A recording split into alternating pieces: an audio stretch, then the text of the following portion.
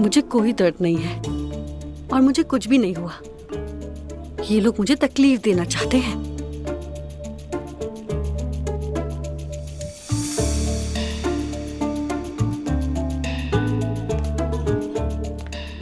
हाँ हाँ नायला ठीक है, आप बिल्कुल फिक्र मत करें। नायला बस थोड़ी नर्वस है, मगर मैं यही हूँ, बिल्कुल ठीक है।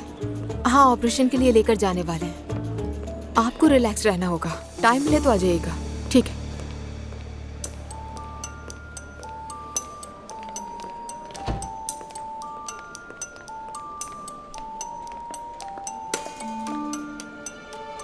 ठीक है, मैं बस अभी उसी के पास जा रही हूँ। परेशानी की कोई बात नहीं है, चलो फिर बात होती है। नायला